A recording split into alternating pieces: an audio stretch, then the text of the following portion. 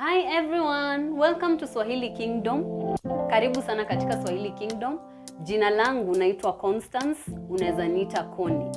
And today we are doing a video on tips of learning Swahili. So we are using tips of another language. I have a guest who is fluent in French and she's a teacher. Let me not say so much about her. And let's welcome our guest and let's let her introduce herself. Hi, how are you? Hi, I'm fine. Oh, glad to be here. Hi, how are you, the viewers? My name is Mariana Kweyu and I'm a Swahili teacher and I'm a mother of one. I live in Nairobi and I also have a Swahili channel called Swahili with Mariana. I love swimming, I love reading books and listening to audios. And yeah, I don't know what Connie has for me, but I'm quite excited. I know it's something nice. Okay, and you are fluent in French. How many languages do you speak right now? Oh yeah, good question. I speak 4 languages: Swahili fluently, English fluently, French fluently, and a little bit of German. Very nice, very nice. And my mother tongue too. Okay, so I have a question.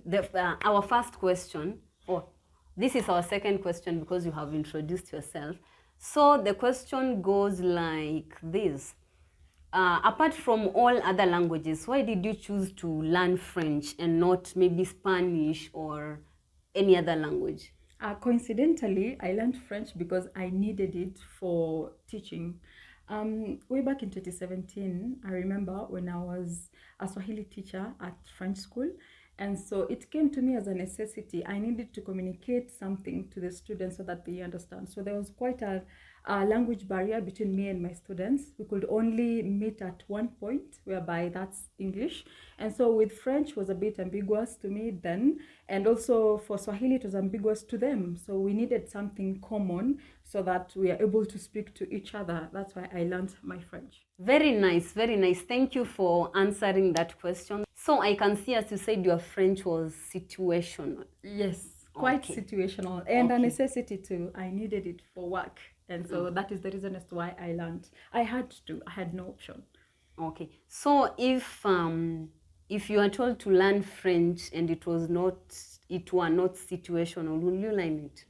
Yes, I would learn it because I really came to appreciate French literature and their music and their cuisine, their food. They're so warm in the way they speak. I mean, even if they're telling you something really stern, but the way they pronounce the words, you're like, is that really what you mean? So it's a beautiful language and it's really good to be a bilingual or multilingual. You expand your territories with an extra language. Nice, thank you. People usually say when you are learning a language, you need to be in contact with their culture so that it can be easier for you. Do you agree with that statement? Yeah, totally. I agree because culture brings out the real people in a language because we identify ourselves as Swahili speakers, French speakers, English speakers. It's because of where we come from. So it gives someone a sense of identity because it identifies who these people are. For example, when it comes to culture, you know, the way people wear, the way they speak, how they interact with one another. So for Swahili, me being a speaker, we are quite, what can I say, communal in our way of living. We really love our people in a way that it's just beautiful. The way we cook our food, the way we put on our clothes, we have this fabric that it identifies us from the others, from French speakers, from English speakers, and for example, even French speakers. You see, like the French people have a sense of style, they have a sense of fashion, they have a sense of, belonging, like this is French, this is, once you go to Paris, they say it's a city of love. I mean, it's already identified as a city of love. So once you learn a language, it comes with culture and identity. Nice. Thank you so much. So which methods did you use to learn French? Well, thank you for that question. I used to listen to audio a lot and we would have interactions, speaking, conversation. We used to have a workshop called Atelier de Conversation. So these workshops, they were conversational. You're not going to carry your phone, you can't carry your book, you can't carry anywhere that you're going. You will not use any media for communication apart from yourself. So the little that you have learned is where it's what you're going to use during the conversation classes. So we had some scenarios whereby the leader of the conversation will come up with a scenario, and then we will act it out and try to solve a problem that was already there. That is one. Secondly, we would listen to audios, a lot of audios, and try to understand what they say. And another thing is music, listening to music and trying to understand what these people are saying. I had an instance. So there's this song that we used to listen to from West Africa by Magic System. So the song, we would burst dancing and cheerful and showing some nice moves, but at the end of it all, it was a breakup song. I came to learn that it is a breakup song, which I was quite heartbroken, because you were like celebrating someone who was heartbroken. So it's quite funny. Yeah, so Connie will leave the link down here for the song. Okay. Do you think learning French is the same as learning Swahili or any other language? I mean, for a language, it's a medium of communication. So despite the type of language that is there, English, French, Swahili, Zulu, anything, any language, it's a medium of communication. So it helps you pass on some commands, pass on some communication to someone else who is in the room, in the same room with you. So I won't say that it's, it's a medium. So they're all similar because they have tenses, they have similar structure. It's just that pronunciation might be different. The way people do some stuff might be different. People's culture might be different in languages. So I will say it's similar. It's quite similar. They usually say if you are learning a language, you need to adapt to routines so that you'll not forget some words or vocabulary, or to keep yourself in touch with that language. So which routines did you use? I used to listen to Radio France Internationale. So this is a French radio. I used to listen to some audios, and I used to have a partner to communicate with, and this one was my classmate. So we were a clique of about 4 people, and the most time that we used to laugh a lot is when we were coming out of class in the evening. So we were walking towards the bus stop. We had some period whereby about 7 minutes that were really, really good. We would laugh, we would speak the French that we know, we would make mistakes, and we would laugh at ourselves, because, I mean, you're making an error that in your mind, you understand it's an error, but now in pronunciation, coming to speak about it, it's like, it's not coming the way you want it. So we would laugh at each other the way we were making mistakes, and through that, we grew with the language, and we came to love the language. So you need a routine. For me, I used to have an intensive class each and every day, so Monday to Friday at around between 5:30 to 7, and this period we will immerse ourselves in the language, and we will learn, we will absorb, we will listen to audios, and which really helped us a lot. So you need to have a routine, you need to have a study partner. This partner is your accountability partner, so you need to call them, not really explaining yourself, so you guys need to have a conversation. For example, you can tell this person how your day was, or what you ate, what you're doing, how work was, how school was, and what you're planning to do next. So this one helps you practice your tenses, and it's really a good method. Oh, very nice, very nice. In this whole conversation that we have had, if you were to give someone or someone who is watching us one method that they can be using every day and it will be giving them results, because maybe they are busy, they don't have enough time. So if you can give them only one method to use, which one would you give them?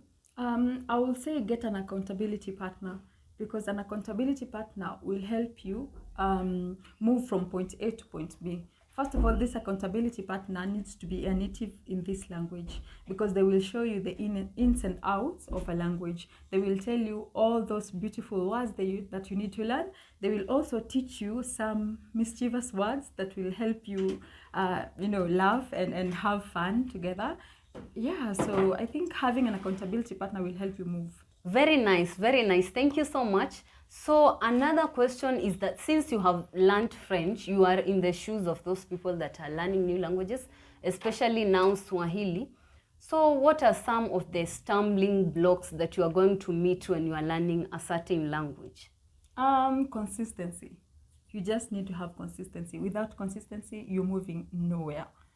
Yeah, so you need to make it as your lifestyle.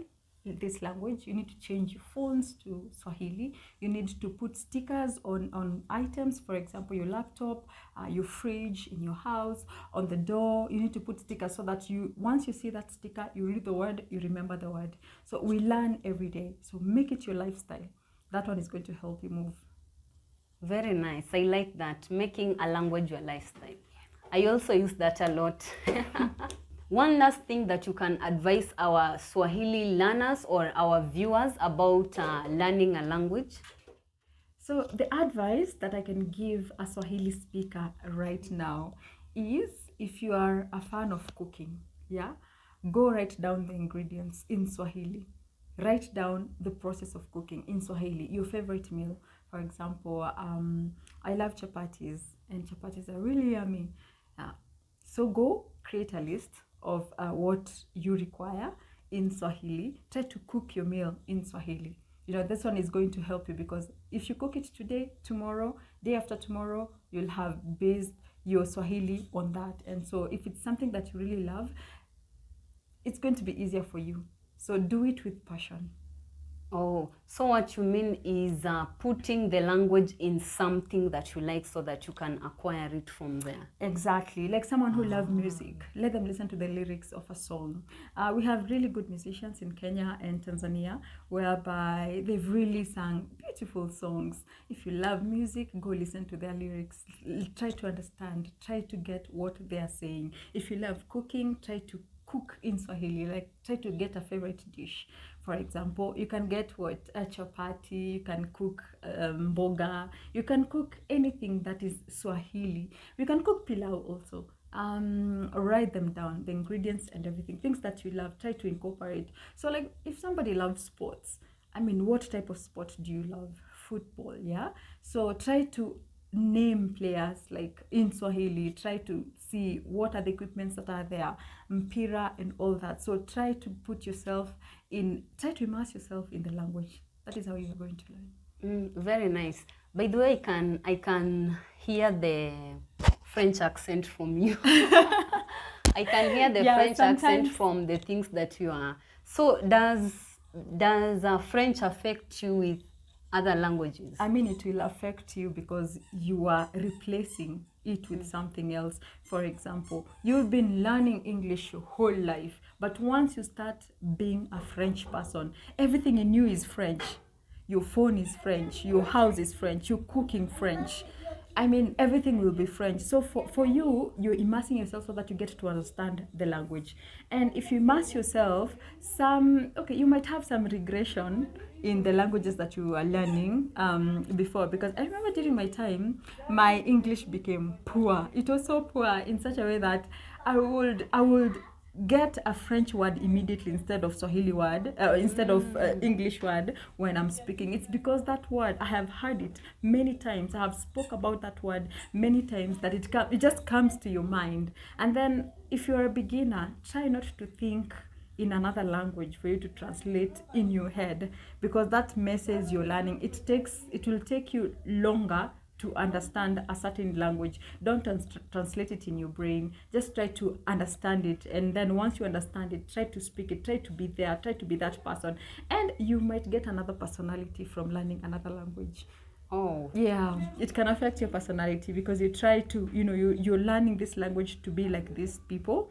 So your personality when you speak English might change. Your personality when you speak French and when you speak Swahili might change. So you might have like 3 personalities in one. I mean, there's nothing wrong with that.